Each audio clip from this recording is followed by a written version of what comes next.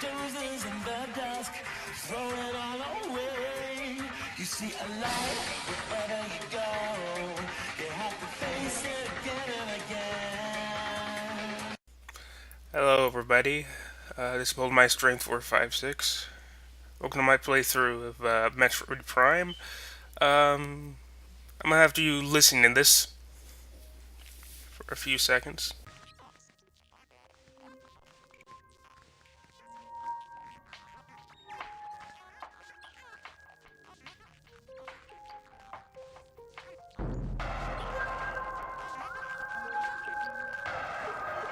Alright, go ahead and turn that back down because I don't want to get a copyright strike.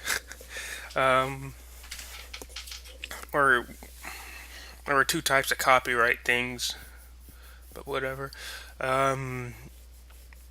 One is kind of like a warning, and the other one is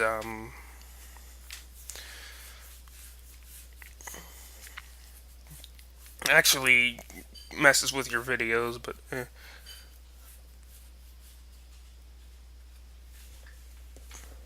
and you risk demonetization, yeah, something like that. There's two types. Yeah, that's all I was trying to make there. Um, yeah, this isn't what the game's going to look like. This is just pre-recorded stuff.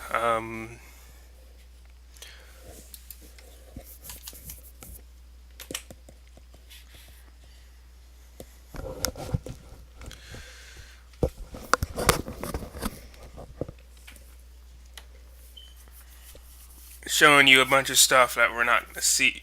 I mean, we're going to see later on. You should see the Prime 2 intro because that is really good.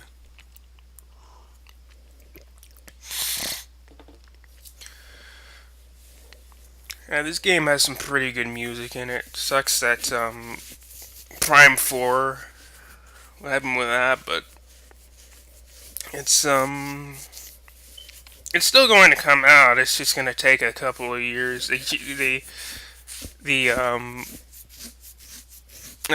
Another couple of years.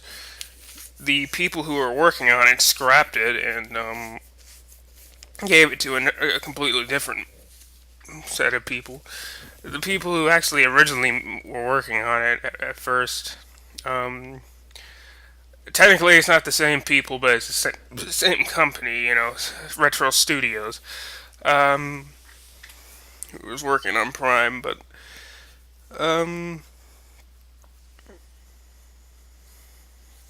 doesn't necessarily mean they're not going to make it. It's just, and I knew it might take a long time, considering since it's been 2007 since we've seen the last Prime game. You know, um, 2010 was like a hybrid between 2D and 3D games. The Other M and what that brought, but um, I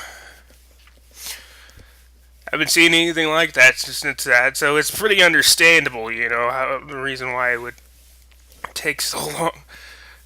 Pretty understandable.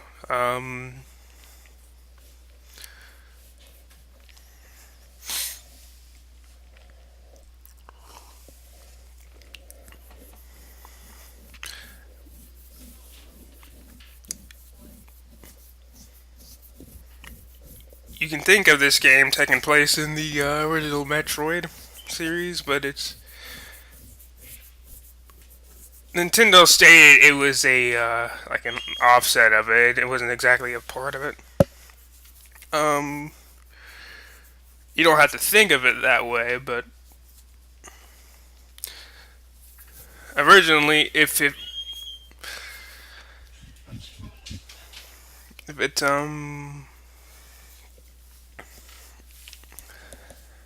supposedly this takes place after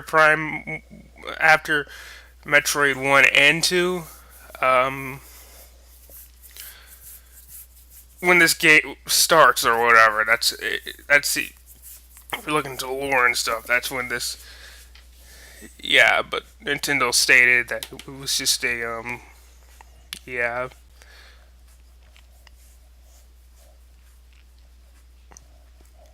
But there are some reasons why it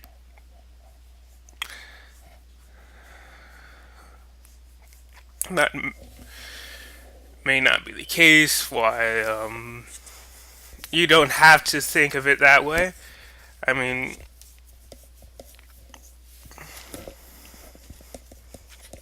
because what Other M was, what it did, and yeah, in the Metroid series, why there was such a long hiatus without a Prime 4. Um, yeah, let's go ahead and show this first cutscene off here. Um,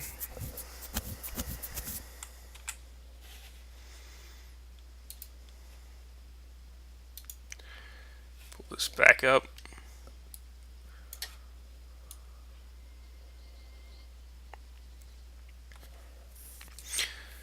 Just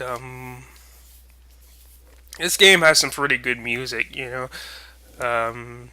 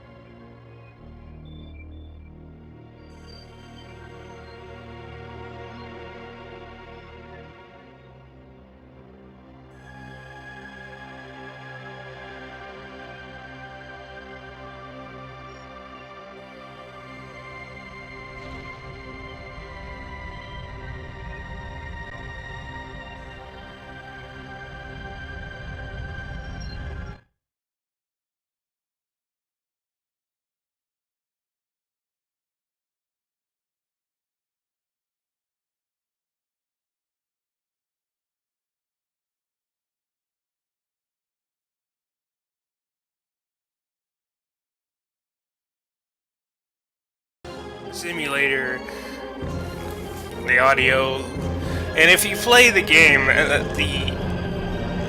it was considerably behind if you noticed or whatever. I had to run this thing even slower because I do a bunch of stuff in order to get this to run at least decently or whatever. If I'm recording with a power soft over it, because it causes some issues when it causes some slowdown and stuff. You know, just slow down quite a bit. So I have to decrease the frame rate that this game runs at and stuff. And but at least it runs. At least it runs. In the PAL version of the game, there was a bit of a narrative for the beginning of the game.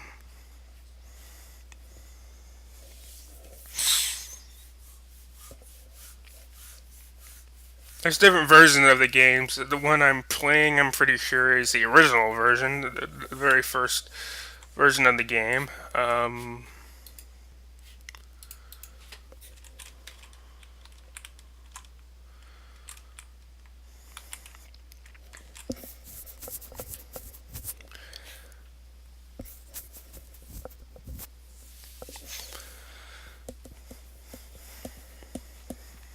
There's like several different versions. The last version for the GameCube was the player's choice version, which took out a lot of stuff you could do in this game.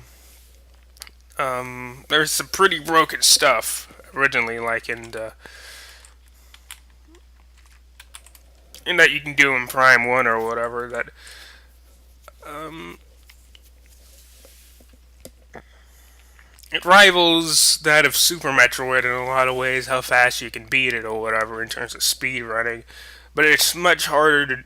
A lot of those things are much harder to do. Um,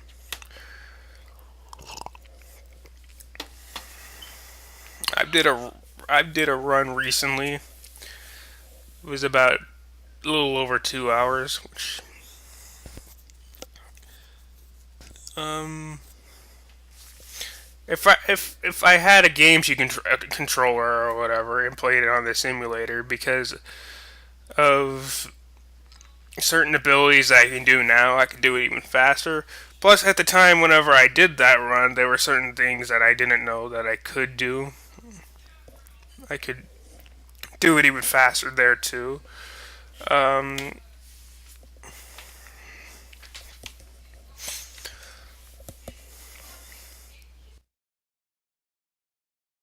Putting me about in the middle as well of what you're allowed to do. I mean, about an hour is the fastest that I've seen anybody do it. If you're doing Taz runs, obviously they're even faster. Um, I've seen it like it was around a 30-minute Taz time. Um, that I've seen on. There's one on YouTube or whatever that's kind of, which is short for tool assisted speed run. You know, it's not. Uh, they use a bunch of stuff to make it even easier and um,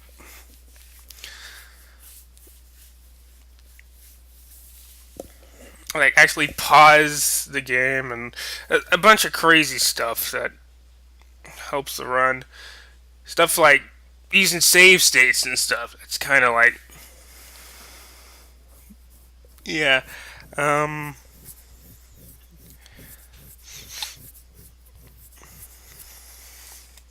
there are much better things you can do, but in tool assisted speed runs. But um,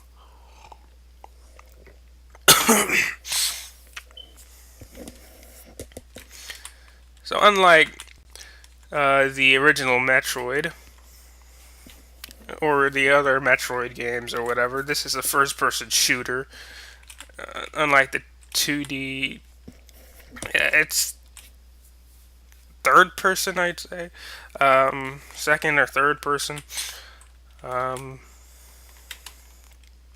first time they decided, first time that the Metroid has ever went into a 3D environment and first person like this.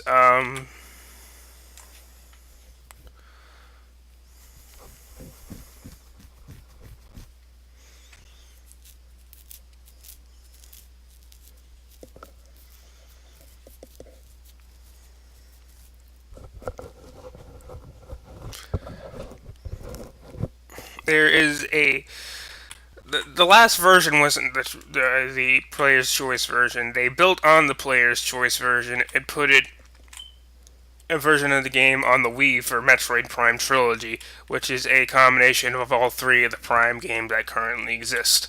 Um, with the Wii controls that you could use in Prime 3, um, which are pretty good for that. Of course, it takes out abilities like dashing and um,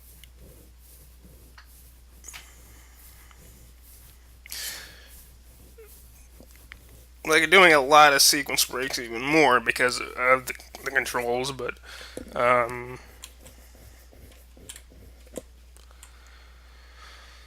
okay, yeah, that's the button. There's a lot of controls that I have to remember in order to, because since I'm using a keyboard for this. Um, because I would rather play this with the game controller. I haven't been playing on this. But, the scan visor allows you to scan a bunch of crap. The switch is directly connected to the force field barrier.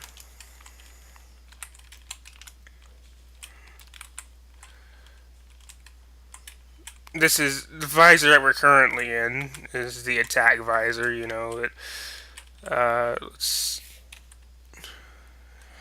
Yeah, it doesn't display the missiles in the scan visor. The scan visor is normally just used to gather information about whatever you're fighting or the stuff around what is around you. Um, the attack visor is to fight with. There are other visors that you can use to fight with, but um, this is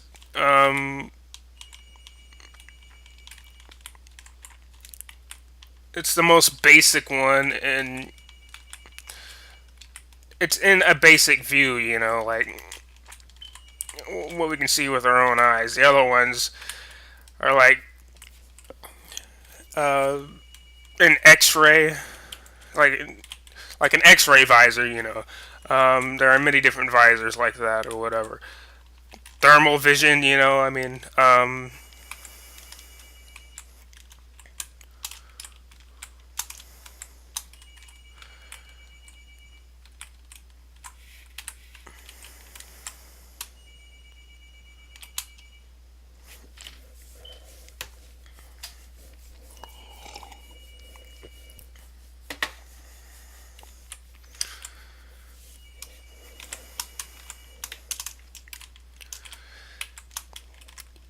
if the Prime series were actually a part of the original Metroid series, there's so much more crap that Samus would have done within those games that she's done with Ridley and stuff or whatever. Um,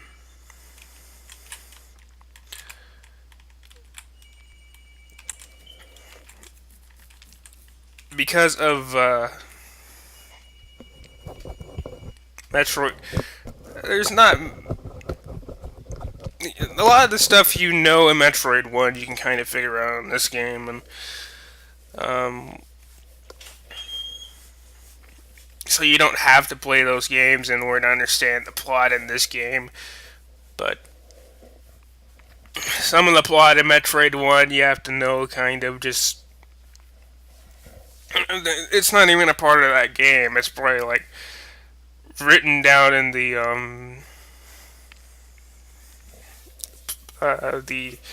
instruction booklets and stuff or whatever, and the anime or whatever.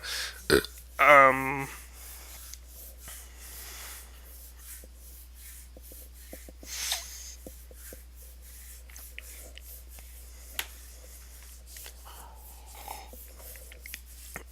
Other stuff like that, but that are related to the games, but you wouldn't really see that.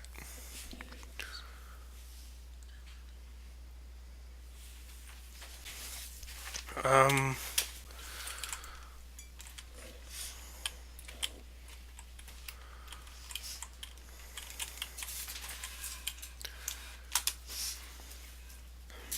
Gamma reactor core and propulsion current status environment normal.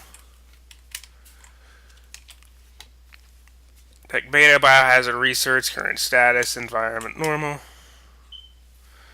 Tech alpha, yeah, this is just talking about the areas we haven't even been into yet on this ship. Pretty much.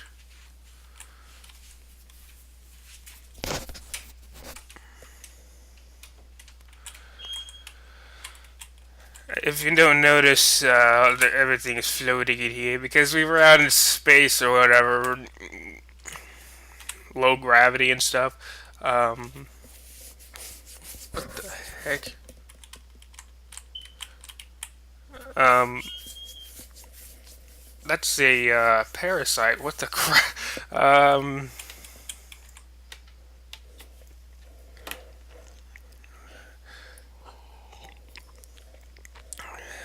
That kind of freaked me out for a second there.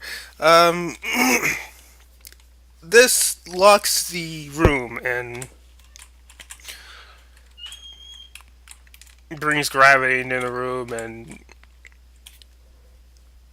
pressurizes it, and I guess brings in gases for you to breathe. Not that Samus exactly needs those, because Samus, she's kind of a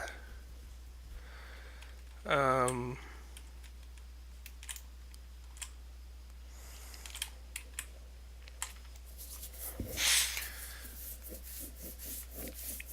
yeah, she's a little bit more than human or whatever, but she's um supposedly um but she still has the appearance of a human and everything. She looks like one, her um she looks like a female. Yeah. It's just she has some superhuman abilities, if you will, or whatever. Like She can breathe in non-inhabitable environments and stuff or whatever, and she can she's a tad bit stronger than what you would normally expect. She's a little faster. She's more, yeah, without her suit on at least. She can jump higher and just do things better than what a lot of normal humans can't. Um,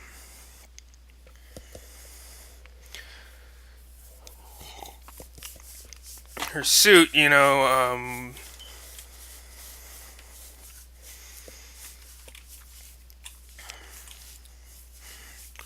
gives her the ability to, yeah, it makes her even better. Uh, in this game, there's a certain set amount of enemies and stuff you have to scan in order to have quote unquote 100%. Scanning these enemies will gain information about the enemies or whatever, obviously. Um, the lore that you find or whatever give you bits and pieces of the story. And the enemies, some of the scans will help you understand that story a bit better. Um,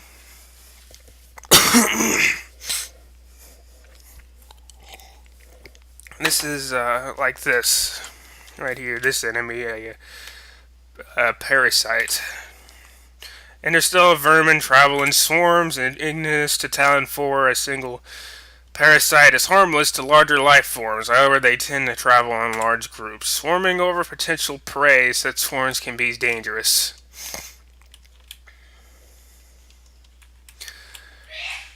So, what the heck is this thing that's right in front of me? Morphology unknown. Info high levels of radiation detected. So not even the scan visor knows. What? Analysis shows incredibly large muscle structures surrounding the jaw area. Fluid containing acid are also detected. What the heck is this? Space pirate status: death caused by severing the spinal cord. The space pirates are most of them are of a Pacific race, like these are. Uh, they call them space pirates because they're pirates or whatever. They just they kind of do what pirates do, like on Earth. It's just out in space or whatever. But space pirate status: death caused by severe flame damage to the exoskeleton. Uh, the platform does not look like it can be activated from this room. Apparently, this is an elevator. I don't know.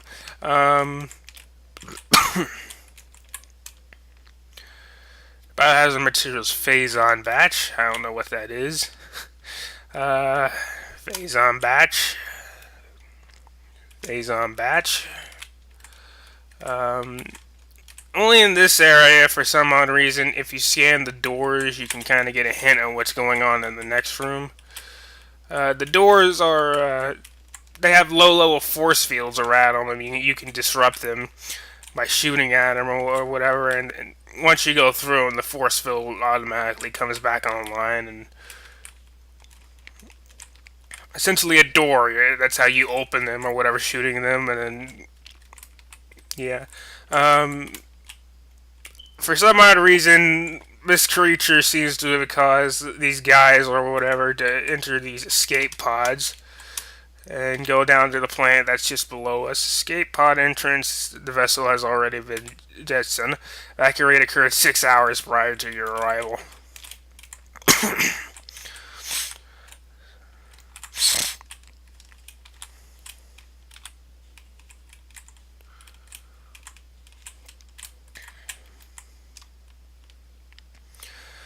Space pirate status: weak life signs detected. Imprints of large bite marks can be seen on the exoskeleton. This guy is actually alive. Still alive. Tail section possesses a mouth-like orifice, most likely used for birthing offspring. These are enemies in the game. throughout the series, the space pirates have been an enemy for Samus that she has to deal with. So, along with the people she works with, the Galactic Federation or whatever, um, they're pirates to them. I guess you could say pirates. It makes sense. More stuff about the escape pods.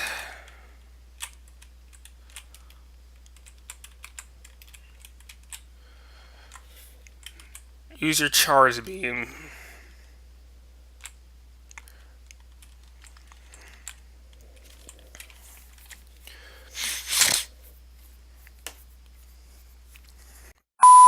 Have to.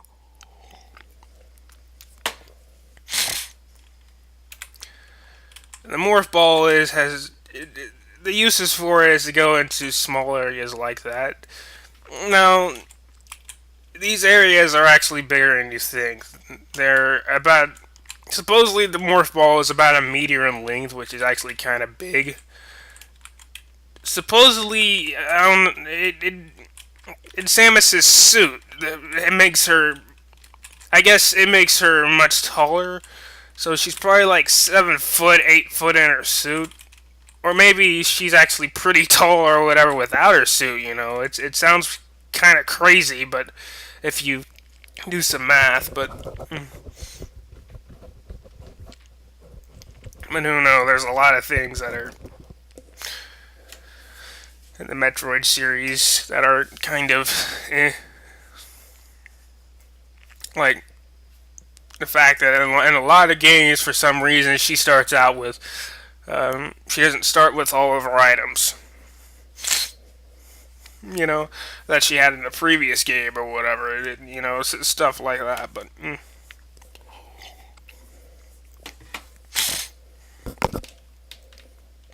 two Parasite Queen specimens have become volatile on Deck Beta. All security personnel should report to Biotech Research Area.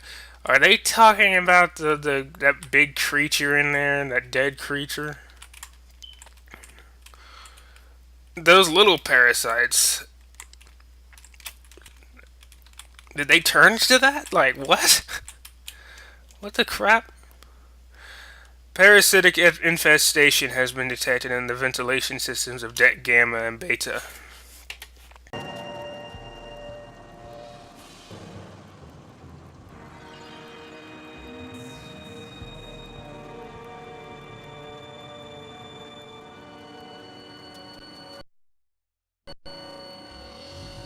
It's giving you kind of an idea what the music is like in this area. Talon foreground, zero area secure. Crater radiation readings normal. Frigate exterior hull stable and fully functional. This goes for an actual thing. Required scan in order for in-game. A new research entry has been downloaded to your logbook map station. In your logbook, by pressing start, there's more information you can access. Sometimes, by looking in the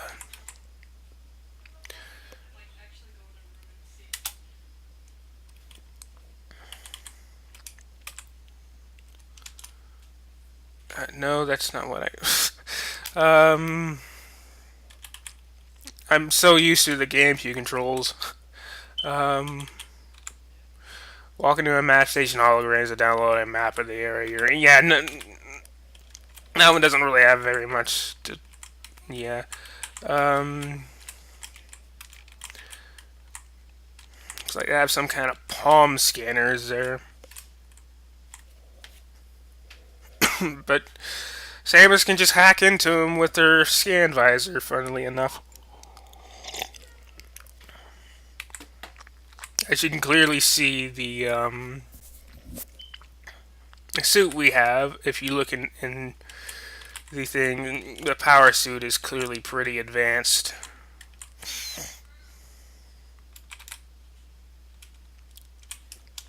If you look inside your In here, it'll talk about the various stuff we already have, like the power beam, the default arm. It's the default arm cannon. It has the best rate of fire. Power beam can be used to open blue doors, obviously. Um,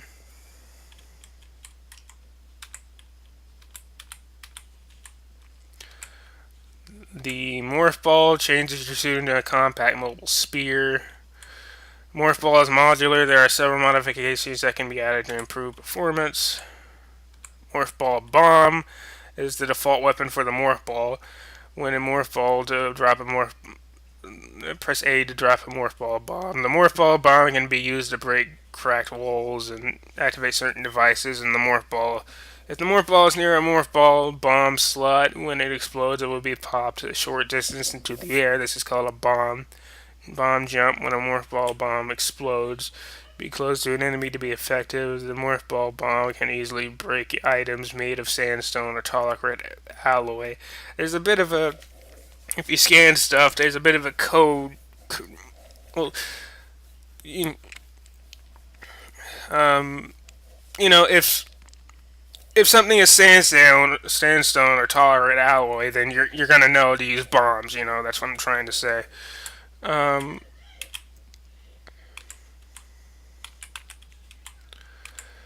Power Suit is an advanced Chozo exoskeleton modified for use by Samus Aran.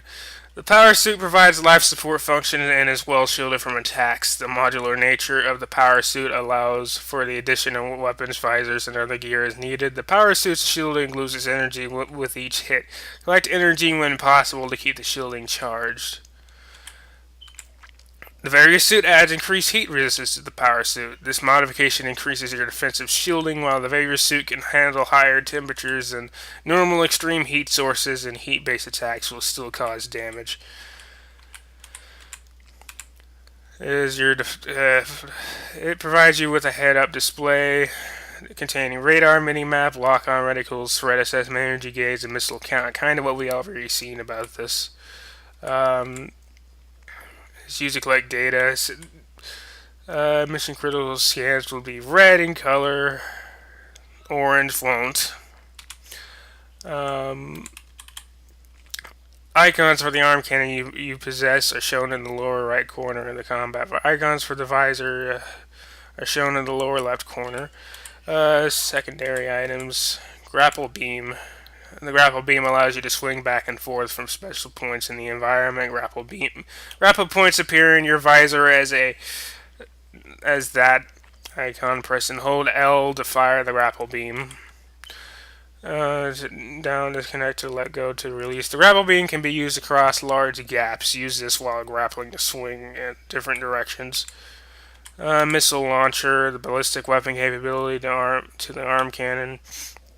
Missiles fired with a lock-on will seek to their targets. Missiles can destroy objects made from radiant or brimstone. There are charge combo enhancements scattered throughout the environment. They use the missile launcher and the charge beam in tandem to fire more effective blasts. Each missile expansion you find will increase the number of missiles you carry by 5.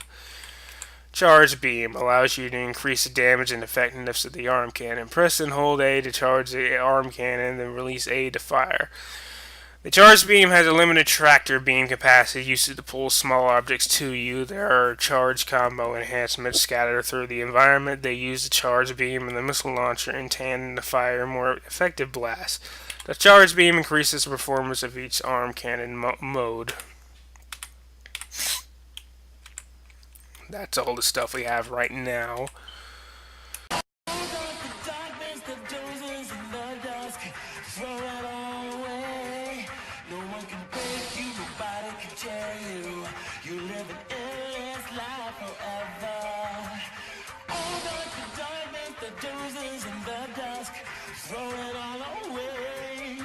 See a light